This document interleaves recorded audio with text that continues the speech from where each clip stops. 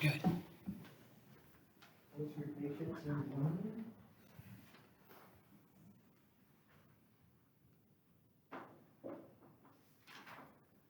All right, so my goal for today is to finish chapter 6 and then do about half of chapter 7. So everything posted on D2L.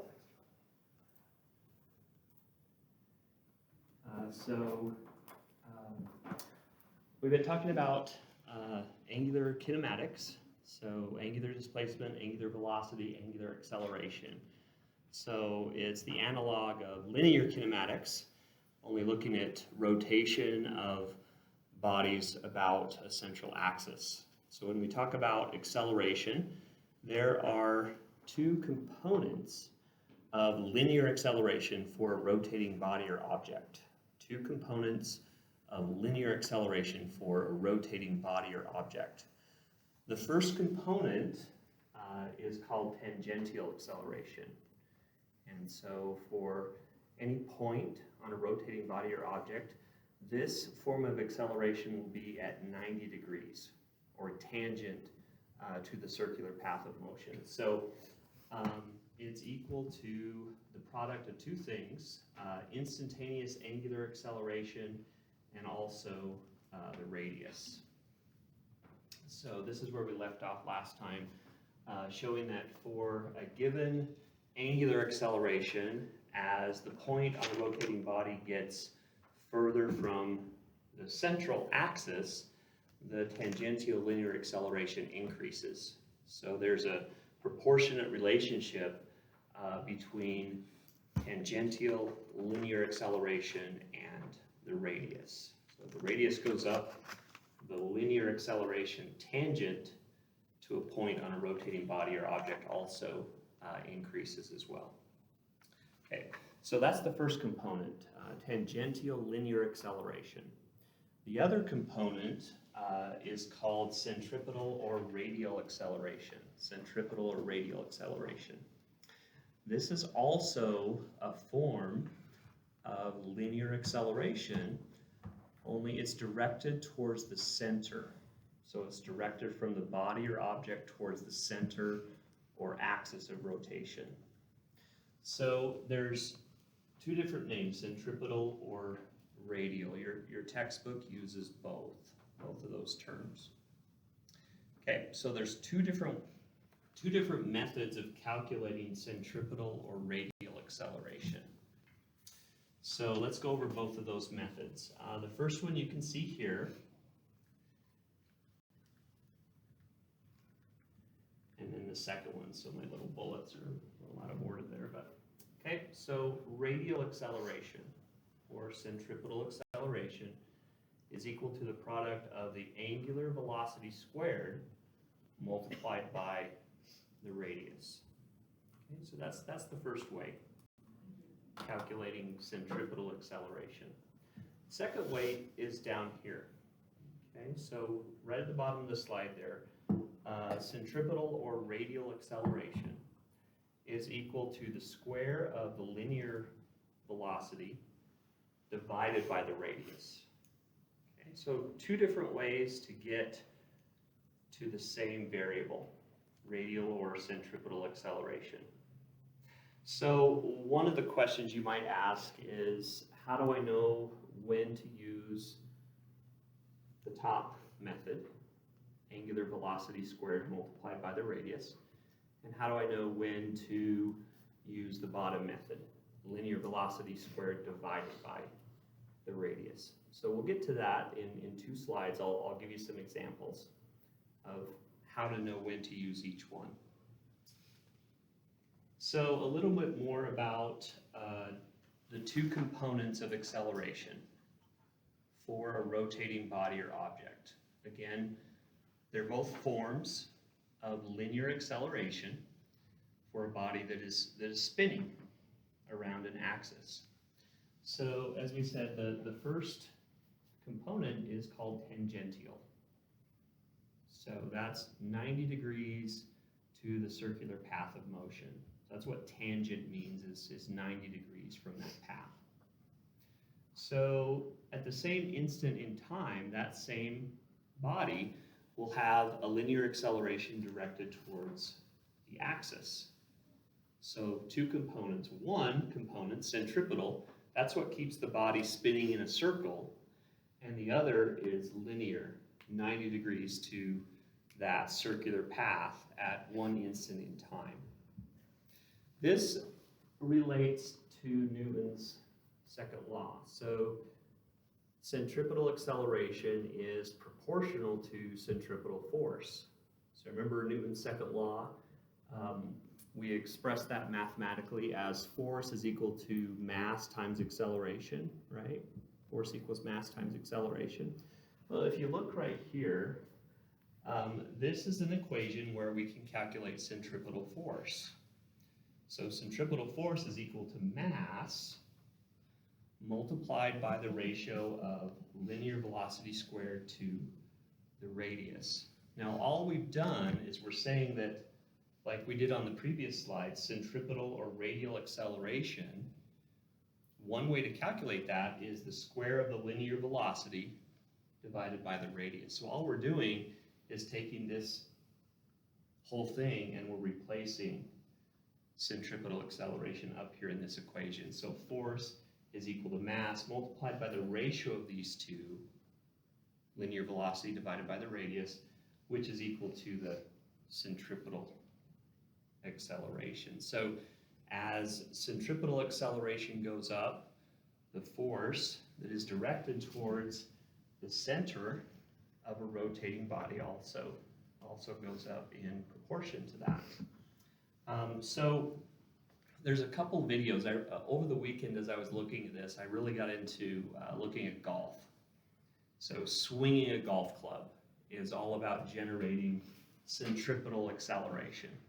And so this first video on the science of golf, there's three things I want you to tune into.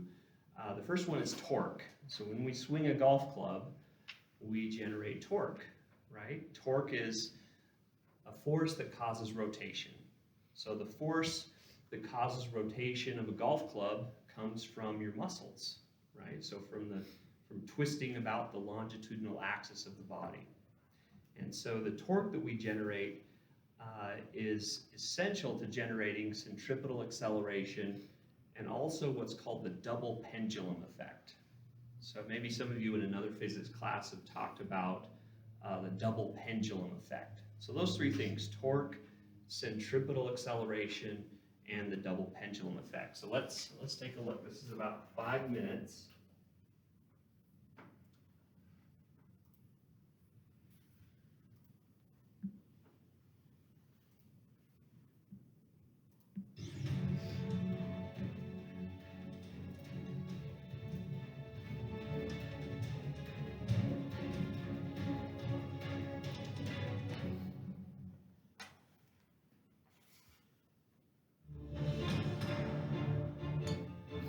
It's the big drive that leads off almost every hole, the tee shot. Your number one goal is to move the ball as far as you possibly can in the straightest direction. I feel I can hit it anywhere with the driver. Hitting a powerful drive takes more than just strength and coordination. It also requires three physics concepts: torque, centripetal force, and something known as the double pendulum effect. What happens is you can use physics to allow the forces to do the work for you. To explore the physics of a golf swing, we filmed Paula Creamer, a professional golfer on the LPGA Tour, and amateur golfer Mike Miller with a Phantom camera that captured their drives at 5,000 frames per second. It's really cool. Really cool. Mon Mar? Known as the Pink Panther because she loves the color pink, Paula Creamer has won 11 tournaments, including the U.S. Women's Open in 2010. Her shots are most notable for their accuracy. I don't miss many fairways. I don't miss many greens at all. I pretty much swing within myself. Part of the reason for Creamer's success on the golf course is her ability to master the double pendulum effect. A pendulum is a weight suspended from an anchor from which the weight can pivot or swing freely under the influence of gravity. If you look simply at a clock, an old grandfather clock that you might have in your living room or your hallway, back and forth is the pendulum, and it's the simplest of linear motion about an arc. John Spitzer is Managing Director of Equipment Standards at the United States Golf Association. He says that during a drive, there are actually two pendulums at play. Creamer's arms make up the first pendulum, which moves or pivots around her anchoring shoulders. Her wrists are the pivot for the second pendulum below it, her golf club. As that pendulum swings, the one on the bottom swings independently. If the double pendulum is executed properly, it can make the golf swing feel effortless. You know instantly if you hit a great one, if you hit it a little thin, a little heavy, a little bit on the toe, a little bit on the heel. And then when you do connect, absolutely perfect, you know.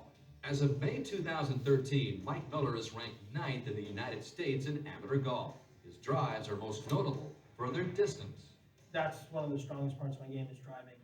Miller's swing displays the second physics concept, centripetal force, or a force that makes an object move in a curved motion. Much like a roller coaster speeding around a loop, centripetal force is what keeps the cars turning instead of flying off the track into space. Miller creates centripetal force by anchoring his lower body and pulling his wrists inward, while the golf club swings outward and through the second pendulum. As you're further away from the center or the rotation, you're getting more speed. The bigger the circle, the less centripetal force is needed to continue rotating the golf club so that it can move faster and therefore hit the ball farther. The more you can turn and the more you can get that big arc in your swing, the farther you should be able to hit it. But the most important factor to a big tee shot is the third physics concept. Torque, or force times distance, is a turning force that changes the rate of rotation in an object. If you look at the swing as a whole, you're looking at torque. It's the main thing in the actual golfer's swing. Think of a wrench tightening a bolt. The longer the wrench, the more torque it creates. Both Creamer and Miller apply torque throughout their entire swing by rotating their shoulders during the backswing and then twisting their hips as they bring the club down to strike the ball.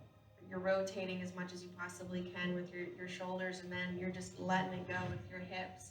The more turning force Creamer and Miller apply to their swings, the faster and more powerful their drives will be.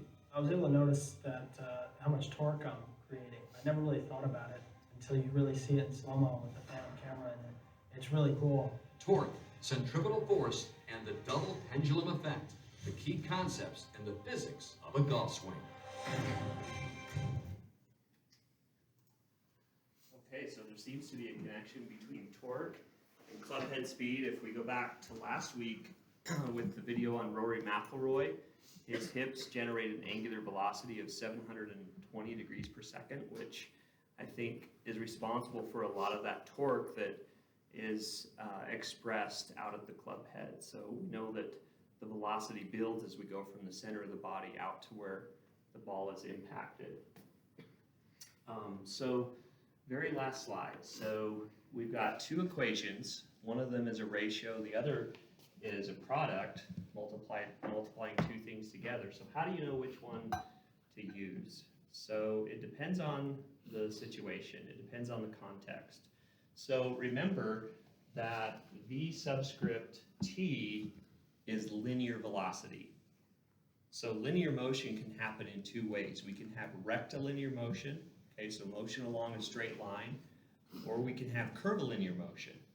Okay, curvilinear is still linear, right? So if we look at this as an example, so running the curve in track and field, running around a curve, the motion of the overall body is curvilinear, and the body will have a certain amount of linear velocity. So this would be the appropriate equation to use in this case. Now, tell me, is it more difficult to run on the inside or outside of a track? Outside. Okay, where's the turn tighter? Yeah, it's inside. Okay, so if the inside lane of a track has a shorter radius, okay, so mathematically a shorter radius means what for centripetal or radial acceleration? As the radius goes down, what happens to the radial acceleration? It goes up, right? Okay, so a shorter radius running on the inside lane of a track we have to generate greater centripetal force. That centripetal force represents the friction between our feet and the track. So in this case, centripetal force and friction are equal to each other. So now we go over to this case. Angular velocity squared multiplied by the radius. So just one example here. So a softball athlete that's swinging their arm in a circle, delivering a pitch. Okay, so that's an example of angular velocity, right? So the shoulder is the axis about which the arm rotates. So angular velocity squared is the appropriate measure because we're evaluating something that's spinning in a circle versus something that, although curvilinear, is moving in a linear type pattern with linear velocity. So in this case, we could say that centripetal acceleration is proportional to the radius. What does the radius represent in this specific example? Yeah, so from the axis, which is your shoulder, to where the ball is being released from the hand.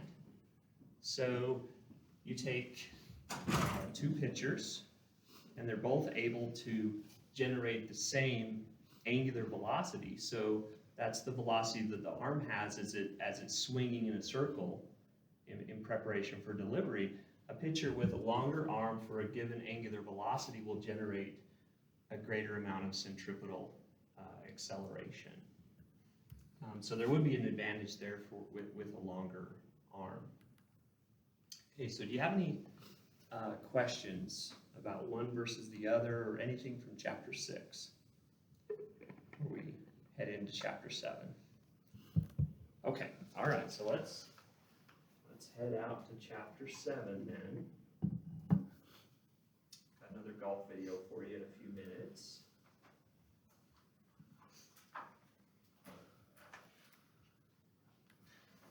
Okay, so chapter 6 was on angular kinematics, a lot like chapter 2 was on linear kinematics.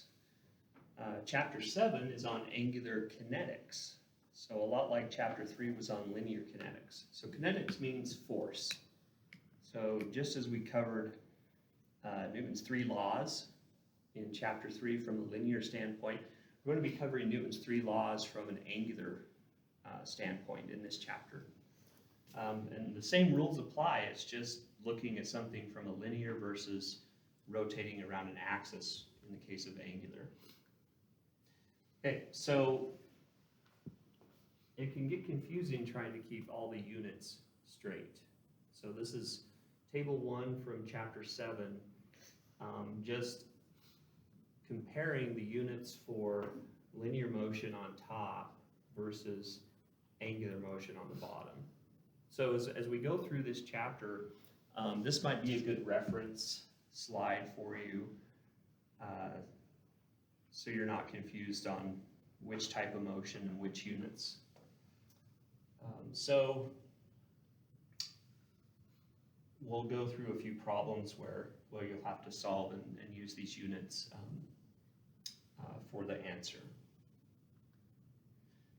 Okay, so angular kinetics. So figure skaters, divers, and gymnasts, how do they speed up or slow down their rate of spin? So that's acceleration, right?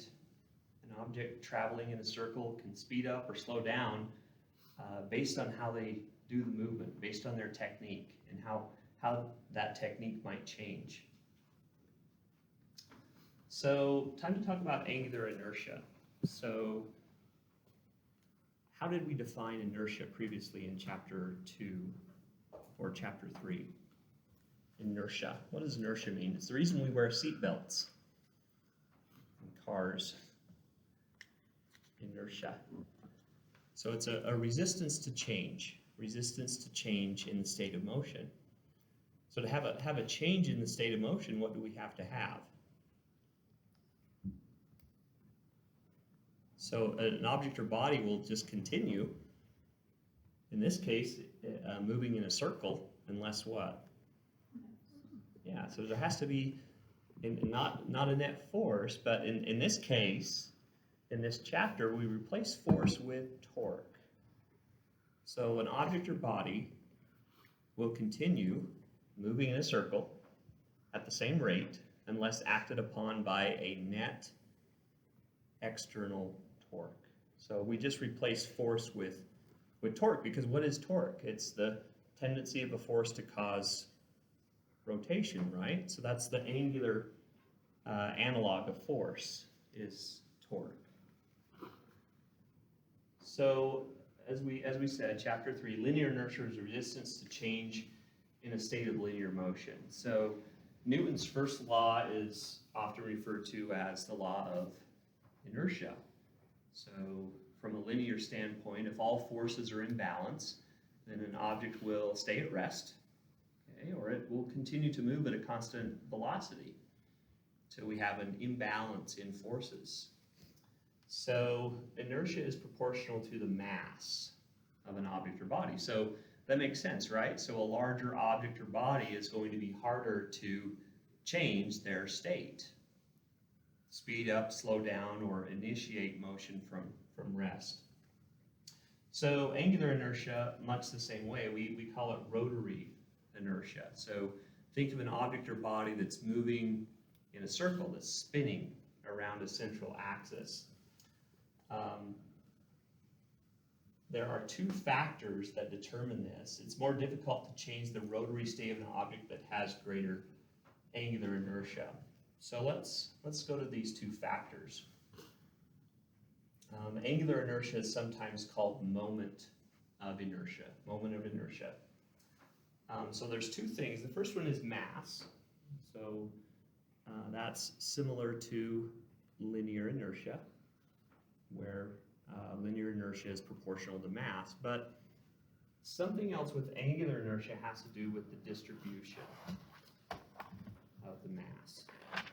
So you have a given amount of mass that can be further away from the axis, or it can be closer to the axis. So more mass is one thing that can increase angular inertia or resistance to change in a spinning object or body. The other thing is how that mass is distributed relative to the axis of rotation. So here's the equation. I is the moment of inertia about an axis. M is equal to mass, and K is equal to the radius of gyration. So that's just a fancy way of saying, how is the mass distributed relative to the axis of rotation? So looking at that equation, you can immediately tell that the distribution of mass is the more important factor that affects angular inertia because it's squared. So for example, if you double the radius of gyration, so if you double the distance between the axis and where the mass is distributed, you quadruple the moment of inertia because that value is squared. So if you double the distance, double the radius of gyration, you quadruple the overall angular inertia. So I'm always looking at studies and research and all kinds of things. So I was kind of thinking, so quantitative examination of upper and lower extremity muscle activation during common shoulder rehab exercises using the body blade. So I actually brought a body blade. How many of you have seen one of these? Right? You want to try it? Sure. You want to come up? How many of you have done this or seen it? Yeah. Okay. So it was difficult to find a study that had actually looked at this. So this little tool uses angular inertia because as you go through these little oscillations, and you can go through different planes of motion and so on, okay, the blades are going opposite to the direction of muscle contraction. And so that's what makes you work. Now, the other factor is that the ability to get it like going really well is not so much dependent on your shoulders, but dependent on what, do you think? Right here. Right here, your core. So if you're tight here, you're getting a good transfer of energy up to where you can really get that going. Why do you Try it. Yeah, I've never done it. give it a shot? There you go. Can you feel right here? Yeah. Yeah, immediately. If you can go, what about up here like this? I feel like an airplane. Yeah. So this is a great training tool, not only for rehab, but what we're trying to do is increase activation of shoulder girdle muscles. Okay, so I'll leave this up here. Anyone is welcome to, want me to pass it around? We might be in a little too closer proximity, so I'll just leave it there. All welcome to have at it after class. So from a shoulder rehab standpoint, we're talking about removing impingement on the rotator cuff is what we're trying to do. So to do that, we want to activate muscles that are upward rotators of the scapula. So serratus anterior, lower and upper fibers of the trapezius, those are muscles that rotate the scapula up and reduce impingement, which is usually the supraspinatus tendon there. So especially in different functional positions, such as maybe like you're not this way and not this way so much, but kind of more at an angle. This is called scaption. You're really getting good activation of the serratus to keep the scapula in place. The other thing is they make these this is just the regular, but they make them with longer blades, which would do what to angular inertia? Yeah, it would increase it, right? And then I noticed they also make them for kids that, you know, the blades are a little shorter where they can really get their arms into it. So good little training tool.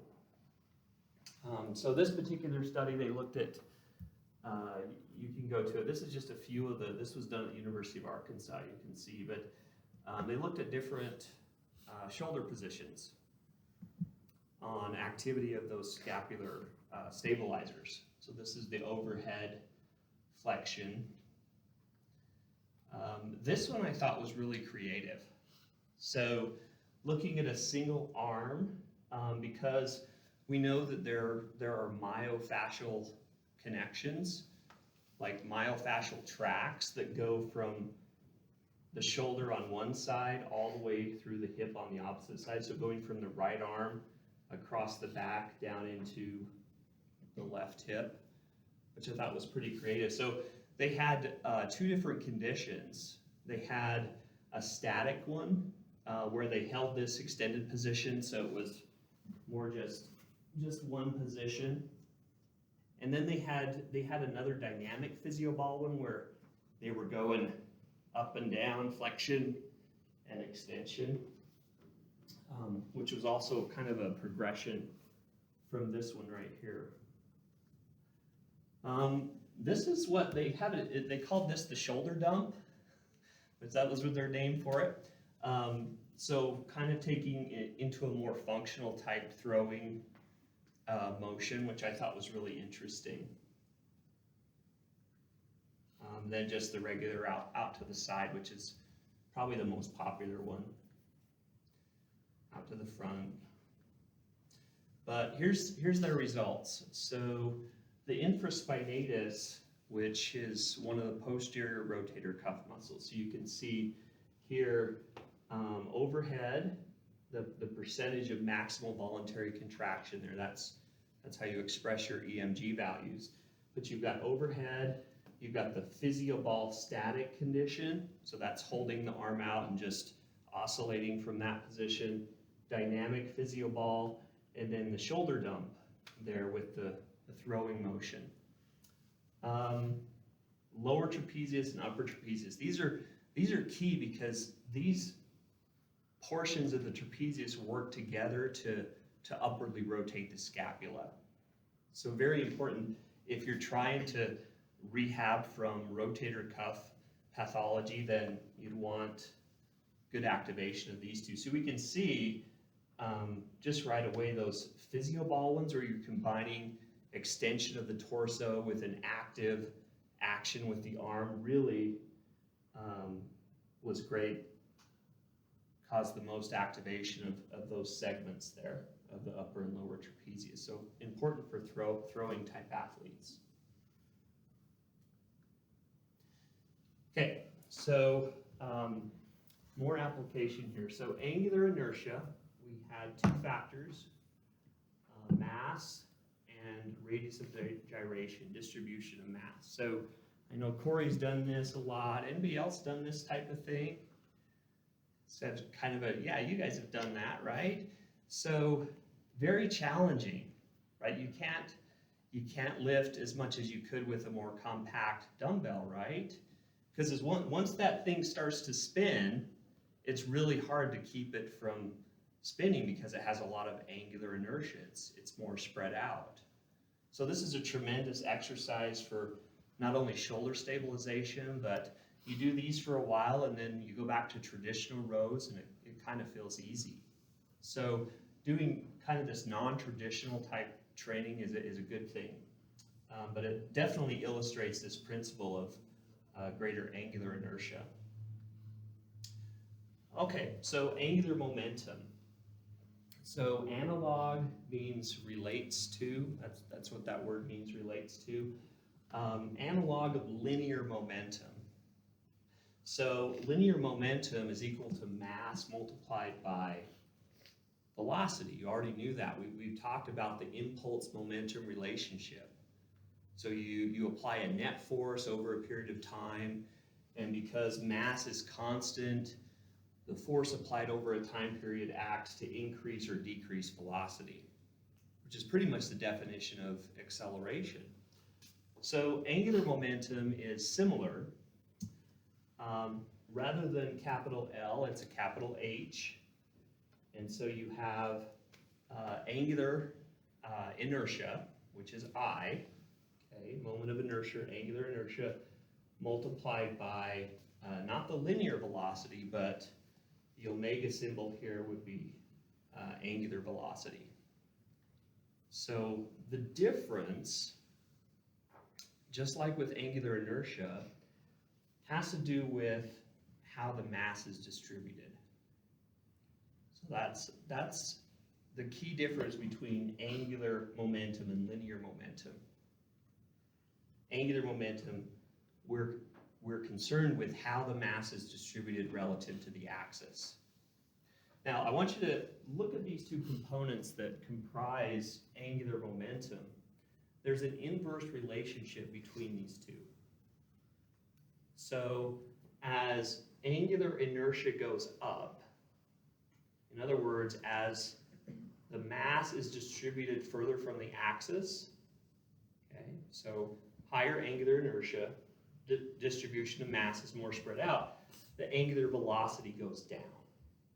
So we'll see some examples here in a moment, but the reverse is also true. So as the distribution of mass becomes more compact, okay, so it's closer to the axis of rotation, the angular velocity goes up. So that means a person in sports, an object or body, can control how fast they spin based on how they distribute their mass. So if they want to slow down their rate of spin, they're going to spread their mass out. If they want to spin at a faster rate, they're going to bring their mass in closer to the axis. So does that make sense? Everybody on board? Okay, great. Let's keep going. Okay, so acute changes in linear momentum depend on changes in linear velocity because mass is constant, right? So with angular momentum, we're concerned not only with how much mass, so how big a body or object is, but how that mass is distributed, because that affects angular velocity. So our bodies have different axes. And so it's not just one axis. So as you've learned in kinesiology, we can tie this in. We have different planes of motion around these axes where motion occurs. So we have a transverse, anterior, posterior, longitudinal axis that each correspond to a given movement plane. So the moment of inertia can be variable for each of these axes depending on how our body is positioned, so how our mass is distributed. So here's an ice skater example, and I know you've all seen this, and you probably maybe even thought of it while I was talking for these last few minutes, but as an ice skater spreads out the arms, right, that increases the moment of inertia. The mass of the arms is distributed further from the longitudinal axis of the body. So this axis right here, the longitudinal axis, the spin axis through which motion occurs in the transverse plane. So higher distribution of mass further from the axis means more resistance to spin, which does what to angular velocity? So higher angular inertia means angular velocity goes down. So as angular inertia goes up, angular velocity goes down. So in this other case here, as angular inertia goes down, because we're pulling everything close to the axis, then angular velocity does what? Goes up, right? So there's an inverse relationship between these two. So figure skaters have mastered that ability to manipulate those two components, moment of inertia and angular velocity. Same thing with diving. So in a layout position versus a tuck position, so you can see the inverse relationship there. Large moment of inertia, large resistance to rotation, small angular velocity, which is they're in the layout position preparing to enter the water. They don't want their body to rotate. They want large amounts of inertia, and then the reverse would be true in the tuck, where they want a quick rate of rotation. Okay, so I want you to just read through these. We have 3 practice problems today. You can just keep it in your notes. So you have 4 different answers, identical heights, masses, and limb lengths. So why don't you talk amongst yourselves about these 4? Just take a couple minutes, grab a drink, and you can just talk amongst yourselves.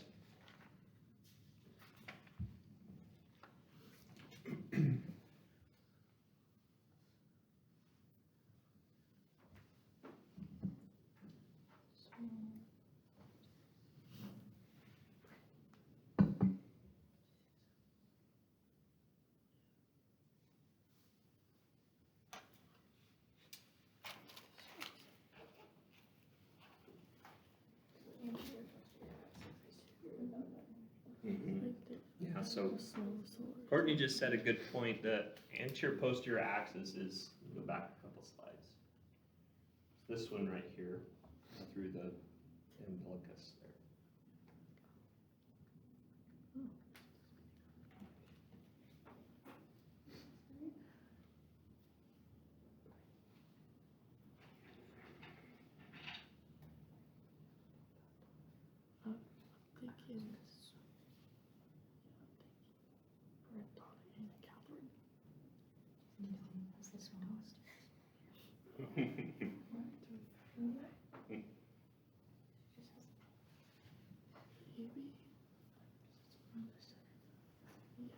Maybe we should stand up and start spinning.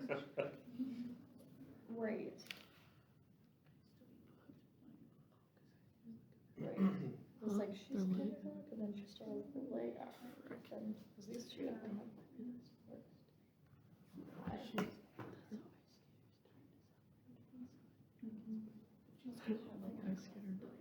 right.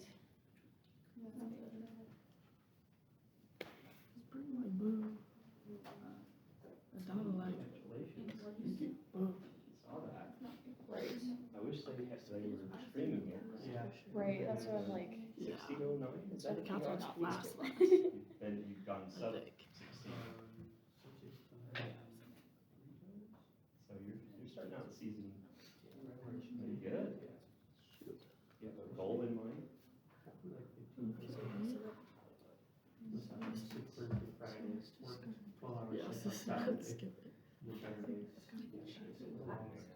You're awesome.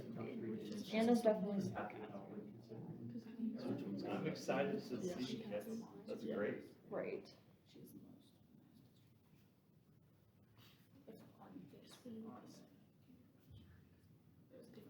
Right, if it was different, yeah. 3 and 4, it takes a little more thought. Because you have to look at those components of the angular momentum equation.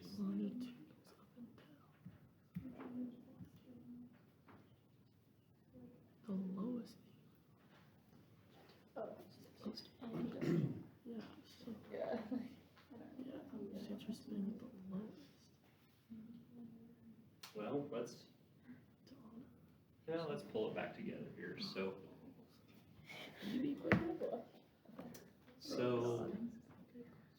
which dancer has the smallest moment of inertia? What did you get for that one? Donna? Yeah? Okay, yep. Okay, so rank the dancers' positions from smallest to largest. So, you said Donna's first. Who after that? Bryn, Anna, Catherine. Anna, and then Catherine has the largest, right? So. Okay, so if each dancer is spinning with the same angular velocity about their longitudinal axis, which dancer has the least angular momentum? So if it's the same angular velocity, then what matters is the angular inertia, right? So if they're all spinning at the same rate, that's this, then what matters is this over here. So if each dancer is spinning with the same angular velocity about their longitudinal axis, which dancer has the least angular momentum? It'd be the one with the smallest moment of inertia, right?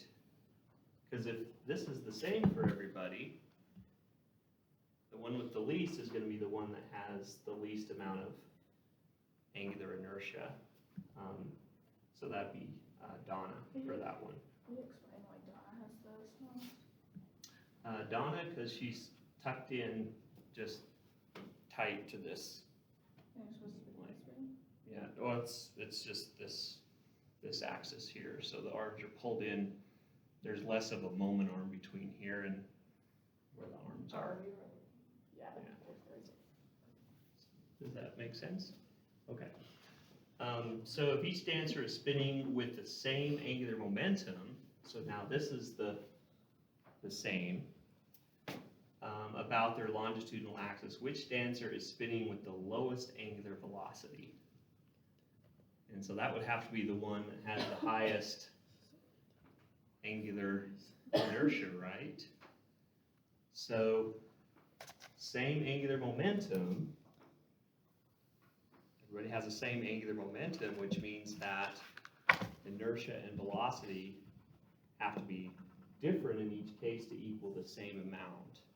So for the lowest angular velocity, it would have to be the one with the highest angular momentum, because there's an inverse relationship between those two. So the answer would be Catherine for number 4. Okay.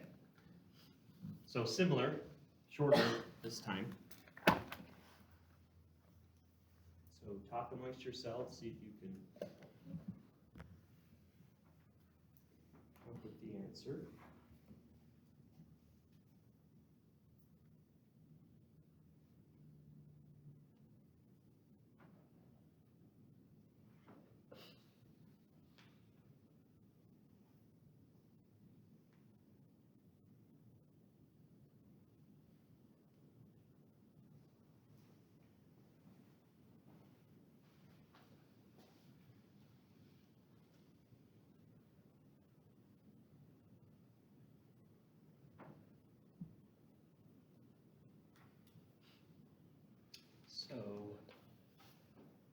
talking about mid-flight. Which one is she rotating the slowest?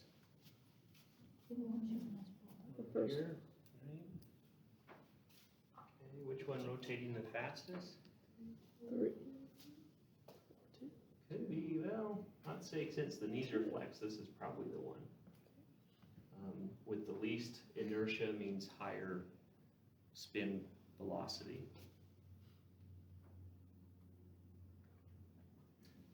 Okay, so this one will require just a few calculations. Why don't just turn you loose on this one as well for a few minutes.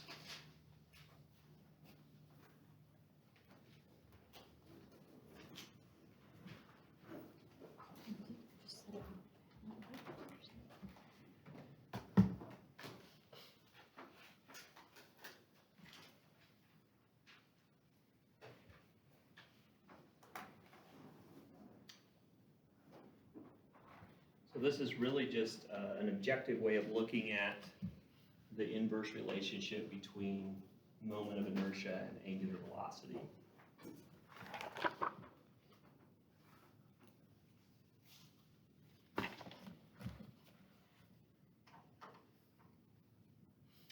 What are the units for angular velocity, by the way? Let me solve. Meters per second. That's linear. Linear velocity is meters per second. So going around in a circle, it can be degrees per second or radians per second. So that's what you're solving for with angular velocity on B and D is radians per second. So just know that you'll end up with radians per second for your answer.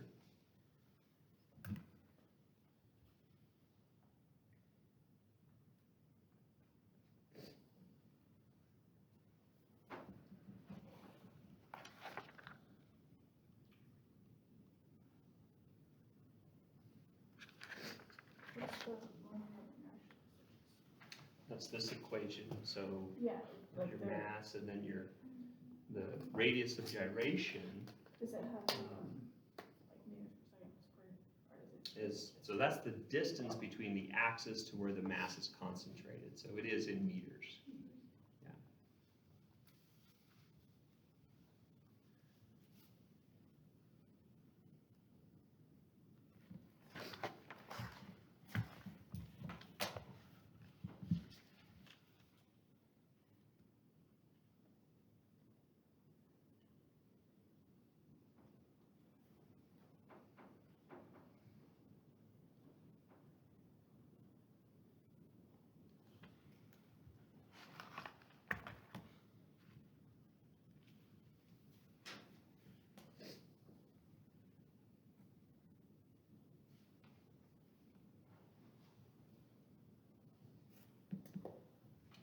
I want you to notice the relationship between,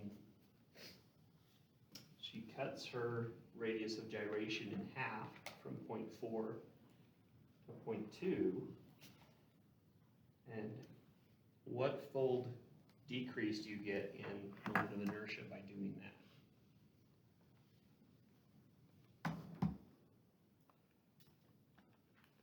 Reducing radius of gyration by half, how many fold decrease do you get in moment of inertia?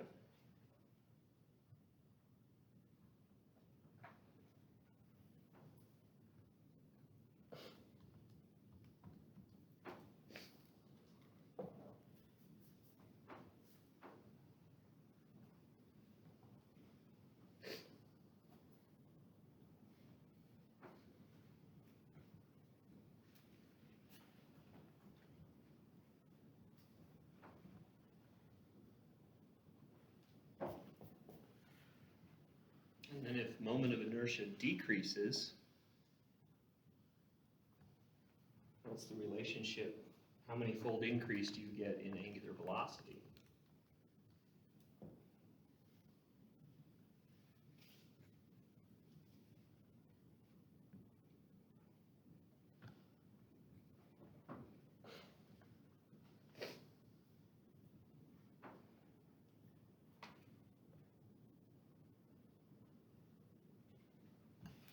Any of you tried diving? My goodness.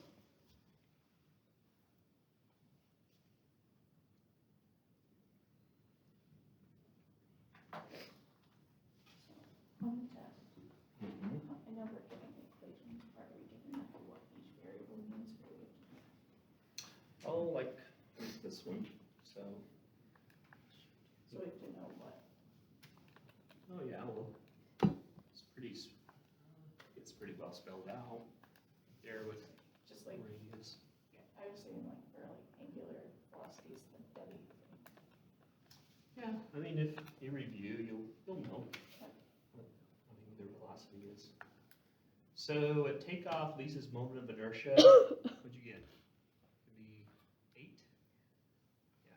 So what are our units? Kilogram meters squared. Remember slide 2, kilogram meters squared on that. So at 8 kilogram meters squared, what's the angular velocity with a constant angular momentum in radians per second? So you'd have 20, right? Kilogram meters squared over seconds. You'd have 8 right there. And then to solve for angular velocity, you divide 20 kilogram meters squared over seconds by 8 kilogram meters squared, and you come up with angular velocity. So again, angular momentum is h, right? Kilogram meters squared per second. You solved for this one already, angular inertia. You told me that was 8 kilogram meters squared. So then all you're doing is solving for the angular velocity. Now again, it's not important to understand how you derive radians per second by dividing 20 kilogram meters squared per second by 8 kilogram meters per second. Just know that angular velocity is in radians per second. So you should have got 2.5 radians per second. So then the other half of the problem is in the tuck position. So if we know she tucks, and she reduces her radius of gyration by half, that results in a 4-fold decrease in angular inertia, correct?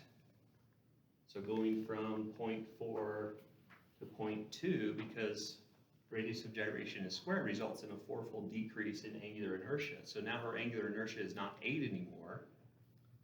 4-fold decrease, 8 kilogram meters squared, reduced 4 times would be 2 kilogram meters squared. So what do we know about angular velocity then? If we have a smaller angular inertia, what should happen to angular velocity? It should go up, but for a given angular momentum, if you reduce the radius of gyration by half, then you should have what fold increase in, how many fold increase in angular velocity from what it was in the layout? 4, right? So we go from 2.5 radians per second, increase 4 times would be 10 radians per second. So momentum didn't change, momentum is conserved. It's just you have a shifting of these two components. So in each case, whether in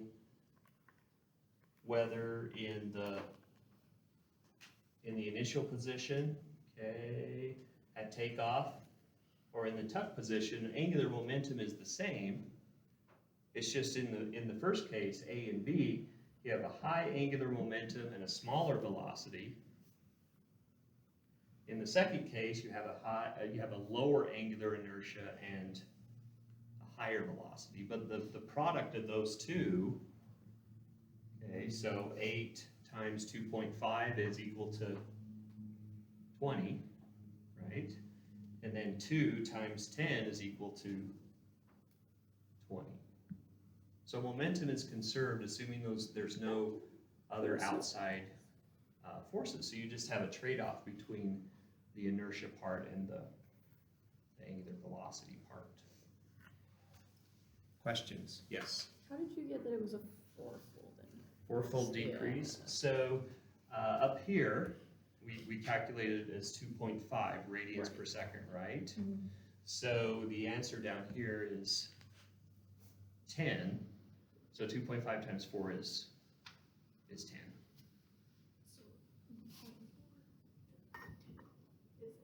Okay, okay. So, Then, okay, I'm like. so due to the fourfold decrease, in angular inertia, you have a fourfold increase in angular velocity. So as fourfold reduction in angular inertia means fourfold increase in angular Right. velocity. So all you've done is just switched Okay, inertia and velocity, so momentum is okay. still the same. Yeah. Thank you. 400. All right, so other example, couple of different running techniques here.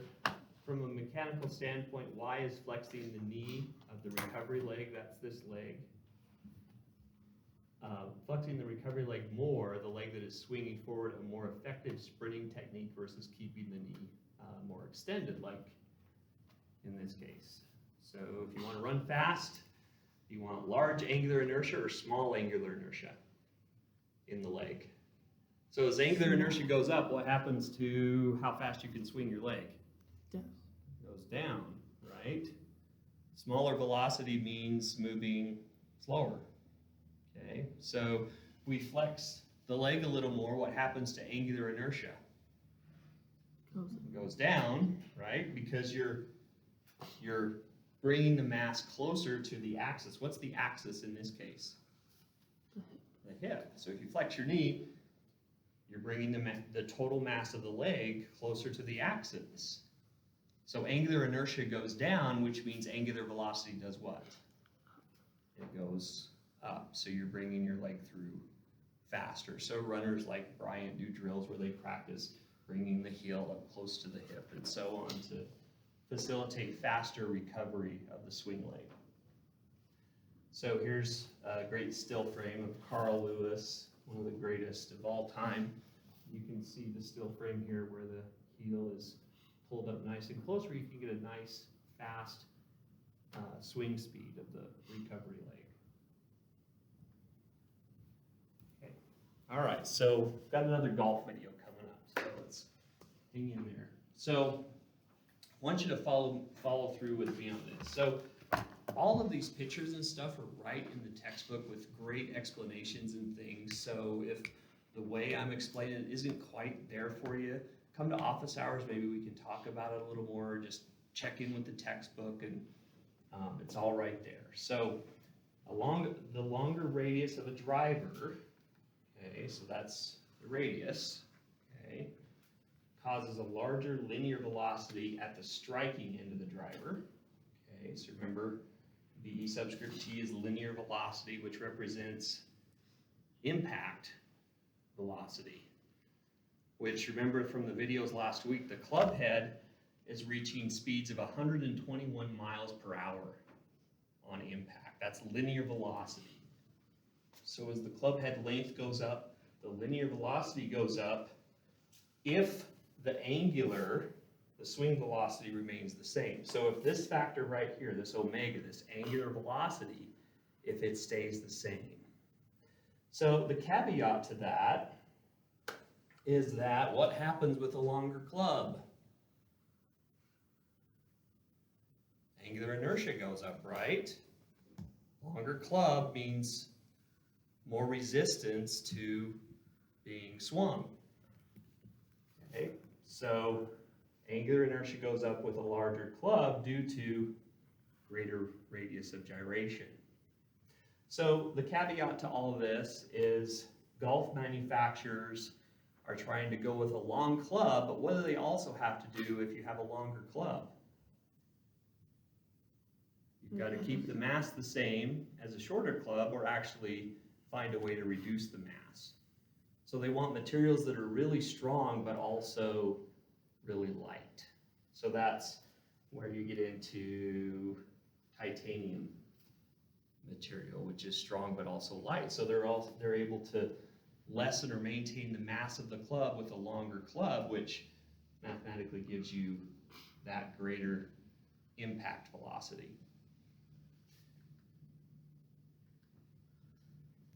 Okay, so additionally, golf manufacturers also do things with the club head itself to prevent it from twisting. Okay, so what do you call a club head or a golf shot that you hit either off the heel or off the toe?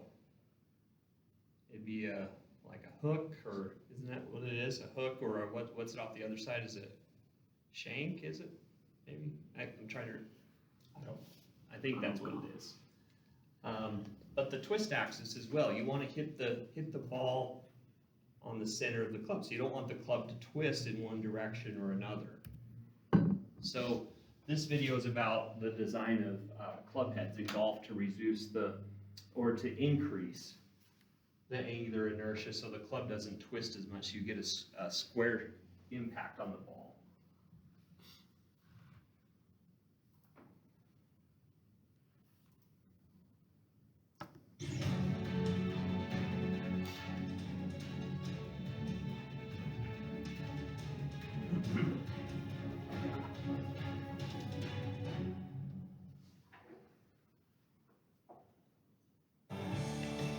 For the 2013 U.S. Open, the best golfers in the world will gather at one of the country's most notable and historic courses, Marion Golf Club in Pennsylvania. The 2013 U.S. Open will be the 18th USGA Championship held at Marion. This will be the 5th U.S. Open held there. Known for its wicker basket flagsticks, Marion is one of the most celebrated golf courses in the country, with its East Course dating back to 1912. Some of golf's greatest players have made history here. Olin Dutra, Dorothy Porter, Ben Hogan, Lee Trevino, among others. Beyond just tradition and history, the 2013 U.S. Open will showcase how the design and engineering of the golf club has evolved over the decades. The earliest golf clubs were really handcrafted. They had no standard shape or form, but they were made by individual craftsmen over in Scotland. Most golf clubs were originally made from hardwoods, like persimmon, used not only for its durability, but also for its high-density mass. Persimmon is hard and it's dense, so you can get the club mass where you need to be in a fairly small package, and it's strong. Mass is the measurement of an object's resistance to acceleration. The more mass of an object, the more force is required to accelerate it. Mac Pringle, an engineer at the United States Golf Association Research and Test Center, says the mass of the club head is crucial to increasing the amount of force that's imparted onto the ball, making it travel faster and farther. The more mass of a club head, the more force it produces. From an engineering perspective of creating a club that's large and distributes the weight over a big volume and gives you the flexibility, that's a great choice. Not only is the club's mass important, but how it's distributed in the club head can allow for more control when hitting the ball. This control is due to something in physics called rotational inertia, a scientific principle that says the farther an object's mass is away from the axis of rotation, the harder it is for the object to rotate. Back then, there was this feeling like, well, I want to get the mass right behind the ball so I can hit the ball, and give it a good solid hit. Now we know it's better to spread that mass out. At the USGA Research and Test Center, engineers test clubs to ensure that technology isn't more important than skill in golf. In the main test lab, they use a robotic arm to swing clubs at controlled speeds to test their effectiveness. For this demo, Pringle first loads an older wood club. We've got an old-fashioned laminated maple wood head. Because it's wood, it tends to be a lot smaller than drivewood today. So that if we hit it off-center, it's going to twist a lot more at impact. And that means it's going to lose a lot of ball speed, and it's going to start off line more. Because the club head is made of wood, its spring quality, or ability to store and release the energy of the ball's impact, is lessened, which reduces the ball's speed. Instead, some energy is lost in the form of sound and heat. During the impact, the ball compresses, takes up all the energy of impact, and releases it, and none of it is stored in the club like is with a modern driver. Around 1980, metal club heads began to replace wood as the preferred material used in drivers. The first materials used for woods at that time were stainless steel. The clubs were fairly small, the face materials and the shells were quite thick compared to what they are today. Using metal instead of wood, engineers could design hollow club heads, making them larger but lightweight to to make it easy to swing while still maintaining their durability. We're not increasing the mass at all, but increasing the size of the club makes it more forgiving to hit. Today, one of the more common metals used for club heads is titanium, which is more flexible than stainless steel and much lighter, allowing for an even larger club head. This is a pure titanium club, and it's considerably larger than a wood club. It I might think be there's a limit on lighter how than big wood the club head What can they've be, done though. is I'm not sure what taken that weight is. is but- hollow, so all the weight is right to the outside, as far away from the center mass as they can get it, which then makes it on off-center hits twist a lot less than its wooden counterpart.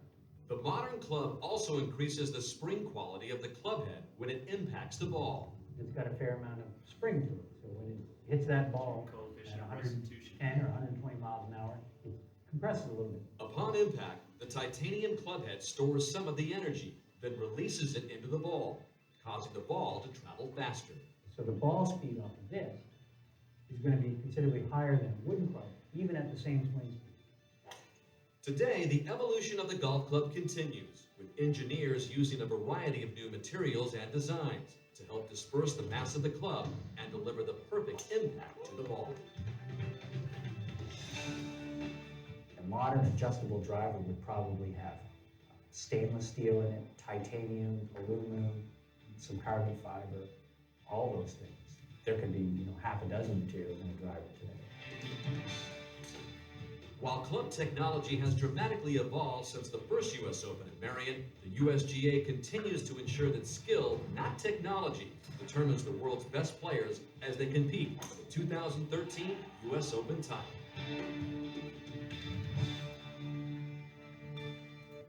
That's interesting. Skill versus technology comes into play in another sport, cycling.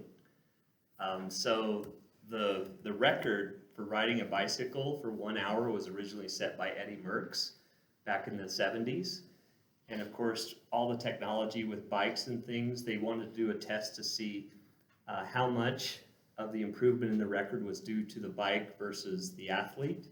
And so they had the current record holder do the same test, but on the same bike that Eddie Merckx was riding back in the 70s. He still improved on Eddie Merckx's record, but it was only by a few seconds. So it's interesting, the race between technology and athletic ability. So do you have any questions? Okay, all right, so let's go, we'll stop right there for today, and we'll other half on Wednesday. Thank you.